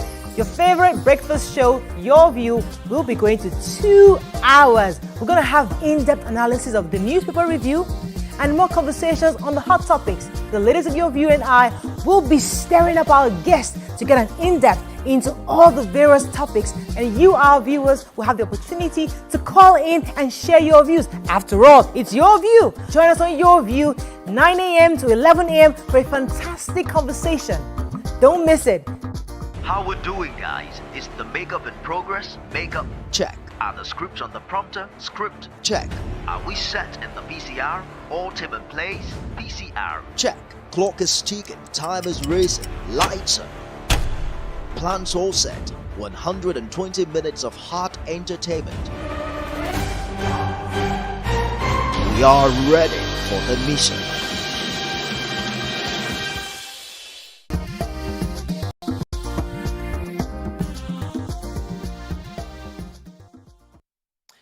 Thanks for staying with us. So we're moving on to fibroid care, and on the show today we'll be discussing fibroid in women. Joining us on the show is the usual guest, Chief Executive Officer of Nordica Fertility Center, Dr. Abayomi Ajayi. And also on the show we'll be having on Zoom later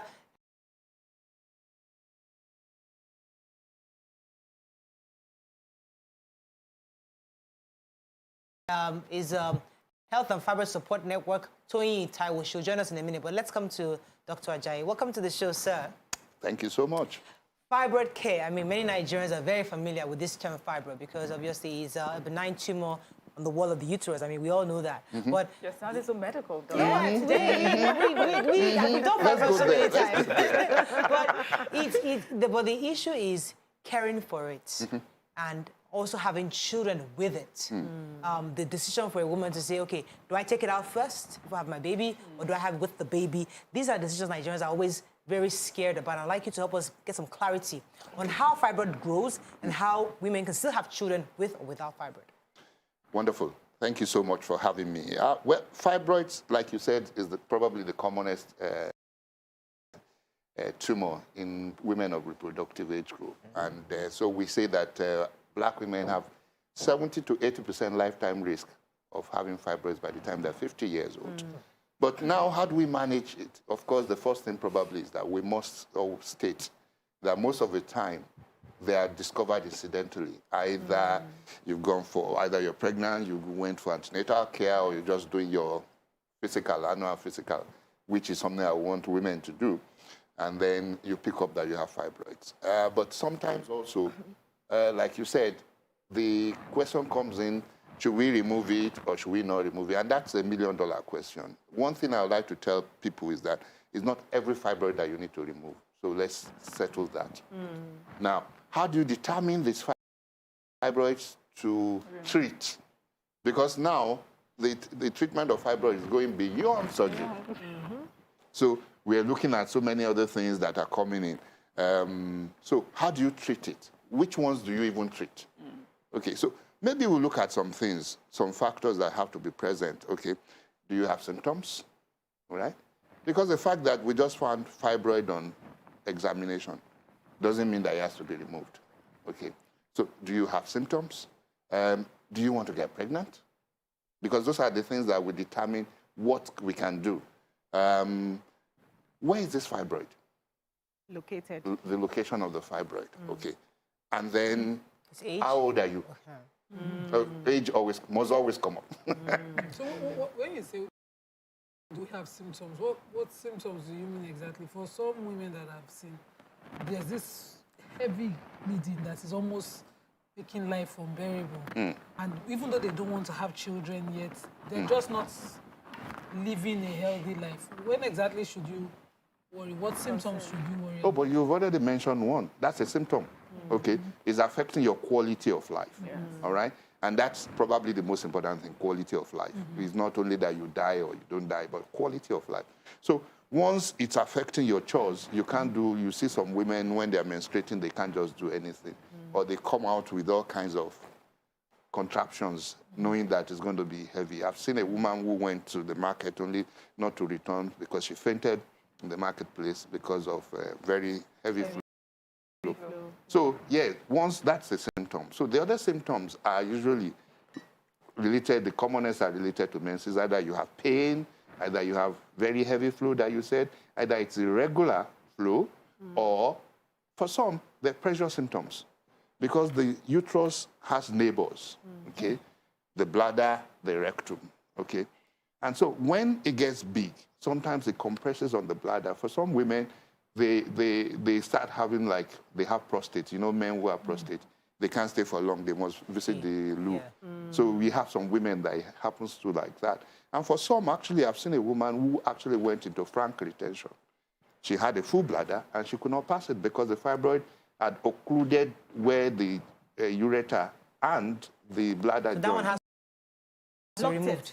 Yeah. That type has to have to be removed. Yeah. Okay, well, not necessarily removed now in 2021. There's so many things we can do now. Yes. So that's where I was going, because another reason a lot of women, Nigerian women, do not go for have it removed because we're afraid of invasive surgery. We want to pray it out. We want to, cast and bind it.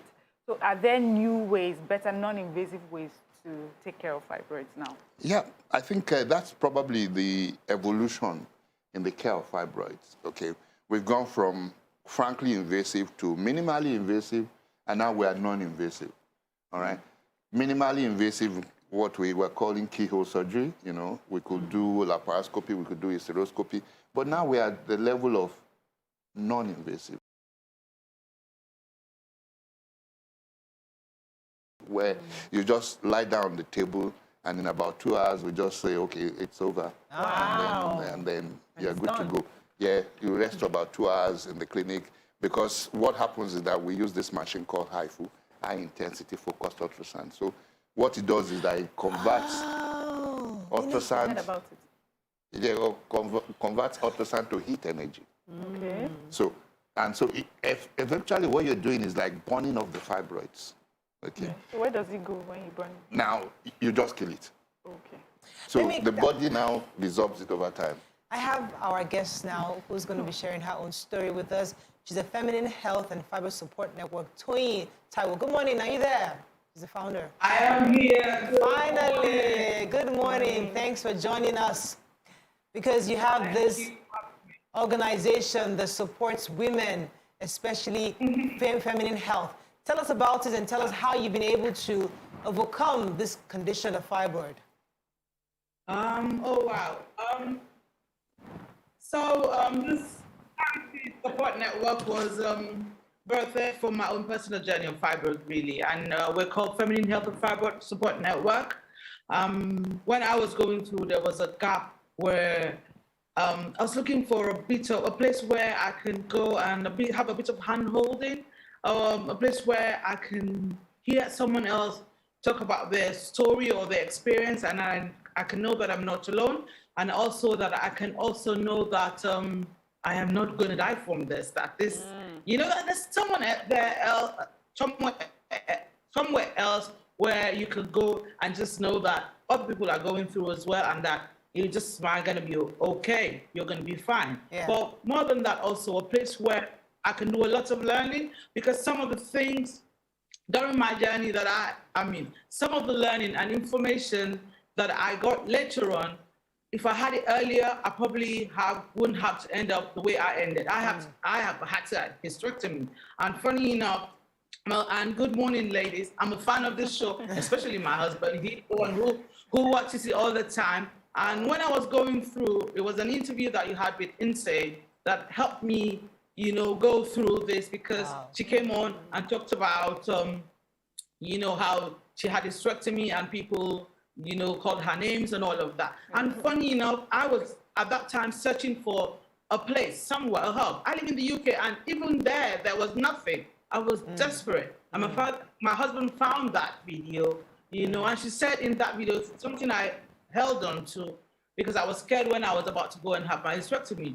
Well, something Insecurity said was that she's had it and her life is not over, and she's living a fantastic life. And I thought, okay, oh wow, this is one woman who's done it, and she says it's okay, and her life's finished after it. Right. Thank you very much for that. So, we'll come back to you in a minute. I mean, that's very profound. Yes, BC, go ahead. So I remember as a young girl, I used to have this very heavy menstrual cycle, bleeding. I would faint in school. They would take me out, take me home. They would give me this intravenous injection just to stabilize me, and it happened every month. And I went to the doctor one of the days, and the first question he asked me if I had fibroid. And I said no. And he said, every woman has fibroid. It's what comes with you, but it gets to a stage where some grow and others don't. So is it really what comes with you? Does every woman have it, whether it grows into a tumor or not? No, not every woman has it. So you have to grow it. So it's not as if it's present in you and you just have to feed it. No. So it grows. But are there preventive ways that you can avoid having fibroid? Well, you know, let's look at what causes fibroids so we can see whether we can prevent it. Because mainly it's one, race. Those are the risk factors. Two, your genes. Okay. And seriously, very little you can do about that, those two. But there's some things that we think might also lead to it. Alcohol, red meat, excessive red meat, obesity might predispose you to fibroids, you know. But most of the things, they're beyond what you can do anything about. So you mentioned non-invasive methods now for treatment. Are there some cases that require, no matter what, invasive? Because when I see fibroids removed from family members, especially the one I saw recently, it's so big. I don't believe such a procedure would be non-invasive. So can just shrink. Are there such cases that it's not possible that you can do non-invasive for? Yes, there's some cases we have to choose our cases properly. But now, you know, I've been a gynecologist. I'll sound old, but I've been a gynecologist for over 30 years. All right. But in the last 3 months, the kind of fibroids I've seen, because we started in June, the kind of fibroids I've seen, I never imagined that they were here. I'd seen big fibroids in my time, but I'm seeing bigger fibroids now, for Christ's sake. So that tells me one thing. There are a lot of women out there who, just like she said, are afraid of surgery, whatever you want. So some of these people, what we have done is to combine methods for them. Okay, they have very huge fibroids, but it can be broken down into pieces and say, look, if we combine this minimally invasive with non-invasive, then we can get what we want to get. Do you understand? So it's like sitting down is now like plotting to see what is the best way to treat this fibroid, rather than before when everything, all we had was nails. Just one. Right. So everything has to be... Yeah, hammer. Let me go to Toyin Taiwo, because Toyin, are you still there? I am here. So I can hear you. How was your condition such that you needed help, you needed support, you needed a support system? What kind of fibroid did you have? Where was it? And what kind of treatment did you have? Okay, so I was bleeding profusely. I was bleeding nonstop for 2 years. I did not have a good quality of life. So that was when I started looking for major help, someone who's going through what I'm going through. Because for 2 years, I was bleeding heavily, the kind of bleeding that in my home, I couldn't sit in any kind of chair. It has to be a wipe down kind of chair. And so it was heavy, and I just didn't have good quality of life. So that was when I started looking for help, and I was looking for all the options. And it was on this journey. But remember that even though I knew that I had fibroid earlier, well, I was first told about fibroid, that I had fibroid about 23 or 4. But I asked what the consequences of that was. I said, oh, don't worry about it. They're small, nothing to worry about. But as I grew older and trying for children, I noticed that I was having a lot of issues, because this was a lot of miscarriages and all of that.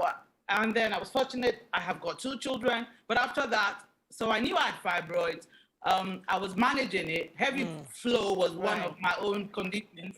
So, I mean, I was managing it until, because of lack of information, I started a healthy lifestyle, and I started drinking soy milk.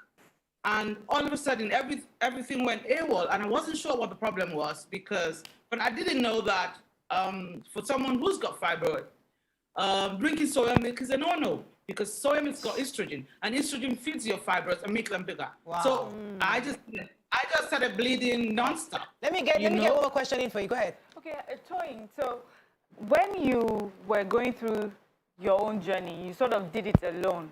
What specific support does your organization give to women now, given all that you had to go through by yourself? So what is it that you're doing for the women in your community now? Awesome, thank you for that. So what we're doing is we have a hub of around 120 women now. So it's just hand-holding. After having gone through my own hysterectomy, I've helped and mentored women. I mean, and sometimes just as little as a phone call to say, how are you today? Are you going to be okay? Do you need my help? Do you need to? I mean, you can't do that for everyone, but if we have a hub or a community of women, and that's what we're trying to grow to, just make sure there's a little bit of little hubs in all of the places where we're touching, and there's someone who can call you to say, are you okay? Someone who's gone through. And in our hub, we're sharing our story, we're sharing our experiences. It was in the hub, I used to have the biggest sanity towel, you know, during my period. It's called 10 a night. And I thought that was the biggest anyone can have, you know, and that was my normal. I was using it day and night. Sometimes I would double it. But in that hub, I found out that some women wear diapers. For me, that blew me away. I was like, oh my God. So in the community, it's just coming together as women, helping each other on the journey, people who are still going through. And also food is important, because I didn't know anything. I started drinking soy milk. So in there we have gynecologists, we have lifestyle coaches, we have dietitians who help women. Women can come and ask questions. Thursdays we have a Q&A with a professional where we get our women to just ask the questions. I know whatever you're going. All right, Taiwo, thank you very much. I want the doctor to address the issue of nutrition, the kinds of things you can eat during this period that can help or prevent or reduce.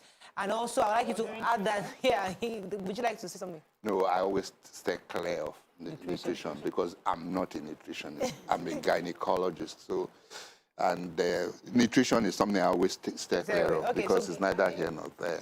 Do you also know some natural supplements that may help?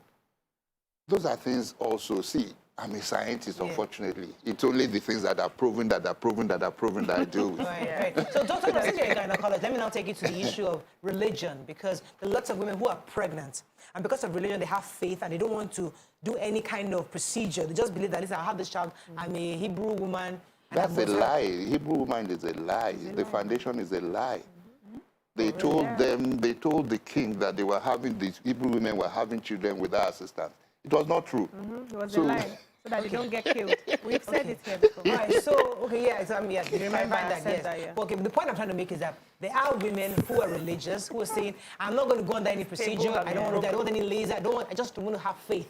I believe I'm going to have this child regardless. So I want you to speak to somebody like that who is in between decision. Like, I have a fibroid with like maybe 5 pounds or 5 kg fibroid in my stomach, and I just want to have children. What would you advise that person right now? Go listen to a professional. Talk to a proper professional. You know, maybe have 2 views. Right. All right? And then make up your mind. You see, I've never seen anybody who has appendicitis and then takes it somewhere else apart from the hospital. You understand? When you have a medical condition, the proper place to go to is the hospital. And I say also to many of my patients, I've never seen anybody who has a Mercedes-Benz who takes it to a Toyota mechanic. Do you understand? So the doctor that you choose also to look after you is so important. If you need a gynecologist, you cannot go to an orthopedic surgeon and expect to get good results. One of the most of the general hospitals that we see, do they practice this non-invasive procedure of removing fibroids that you talk about? Because I wanted to know how popular it is. Yeah. I have seen a case of mammectomy that cost the person her uterus. So how successful? No, we are putting too many questions. Is it popular? No, see, the funny thing is that this is the 3rd machine in the whole of Africa.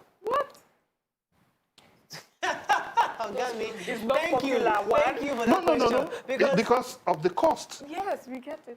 Because of the cost. But you see, what I tell people is that... We've been building castles in the air since money. No, it's available. Now. That's why it's available. So is it they used to be zero. They used to be See, zero. let us get some things. Exactly. Yes. Because I get confused when you see, when you are in a society where nothing exists. Exactly, and then something comes. And then something comes. And the next thing you want everybody to come on board. It's not going to happen immediately. So let us go through the process. But we started. So wait, let me be sure I understand. We have to go. So there are some people today that have fibroid that might still have the invasive procedures because this machine is already available for everybody. Yes, that's not affordable too. It's not affordable here, but those who can afford it and those who have access and get it. There used to be a time that this was not an option. Now you have an option. Right. Okay. So that's we are treating the 50th patient on Friday in Lagos. Okay. Thank you very much, sir. We'll get there, sir. We'll get there. It's good news. It's bittersweet. So we know, yes, we're happy it's there, but we're still worried that 200-something million Nigerians, you have this one machine. Not 200-something million have fibroid. West Africa. You see why people have to deploy their faith. Access now. The whole of Africa was 3. Okay. Thank you very much, sir, for coming to this show. Anytime you come to the show, it's always an interesting conversation. That's all we can take on today's show. We'll see you tomorrow. Bye for now. Okay.